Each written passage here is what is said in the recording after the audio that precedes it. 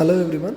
హైదరాబాద్లో outer ring road తర్వాత మళ్ళీ ఇప్పుడు రీజనల్ రింగ్ రోడ్ చేపడుతున్న విషయం మనందరికీ తెలిసిందే. మొత్తం 360 కిలోమీటర్స్ మీద ఈ రీజనల్ రింగ్ రోడ్ ఉండబోతుంది. దీన్ని నార్త్ అండ్ సౌత్ భాగాలుగా విడదీసి రెండింటికి ల్యాండ్ అక్విజిషన్ చేపడుతున్నారు.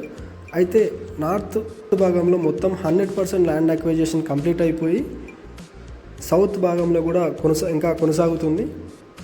అయితే లేటెస్ట్ న్యూస్ ఆర్టికల్ ప్రకారం చూసుకుంటే రీజనల్ రింగ్ రోడ్ నార్త్ పార్ట్లో మొత్తం 100% ల్యాండ్ అక్విజిషన్ అయిపోయి ఫార్మర్స్కి కంపెన్సేషన్ కూడా ఇవ్వబోతున్నట్టు కొన్ని న్యూస్ ఆర్టికల్స్ ప్రకారం తెలిపారు. ఈ రీజనల్ రింగ్ రోడ్ నార్త్ భాగం మొత్తం 160 కిలోమీటర్స్ ఉండబోతుంది. అది పెద్దాపూర్లో స్టార్ట్ అయ్యి శివంపేట్, గజ్వేల్ మీదుగా చౌటుప్పల్ వరకు చేరుకుంటుంది. ఈ రీజనల్ రింగ్ రోడ్ వర్క్ కనుక స్టార్ట్ అవుతే ఫస్ట్ ముంబై హైవేలో ఉన్న పెద్దాపూర్లోనే శంకుస్థాపన జరుగుతుంది. రీజనల్ రింగ్ రోడ్ చేపట్టడానికి ముఖ్య కారణాలు హైదరాబాద్లో పెరుగుతున్న జనాభా. దీన్ని దృష్టిలో పెట్టుకొని హైదరాబాద్ని విస్తరిస్తున్నారు. అయితే ఇందులో భాగంగానే ప్రస్తుతం ఔటర్ రింగ్ రోడ్ అవతల వరకు ఉన్న హెచ్ఎండిఏ పరిధిని రీజనల్ రింగ్ రోడ్ అవతల వరకు కూడా పెంచుతున్నట్టు జీవో పాస్ చేశారు. హెచ్ఎండిఏ 2031 మాస్టర్ ప్లాన్ని రీప్లేస్మెంట్ చేస్తూ 2050 హెచ్ఎండిఏ మాస్టర్ ప్లాన్ రాబోతుంది. దానికి సంబంధించి సెప్టెంబర్లోగా డ్రాఫ్ట్ లేఅవుట్ను రిలీజ్ చేస్తారని అంటున్నారు. అండ్ రీజనల్ రింగ్ రోడ్ విషయానికి వస్తే నార్త్ భాగం మొత్తానికి అలైన్మెంట్ కూడా ఖరారు చేశారు. ఇందులో భూసేకరణ వ్యయం మొత్తం 50% స్టేట్ గవర్నమెంట్, 50% సెంట్రల్ గవర్నమెంట్ భరిస్తారు.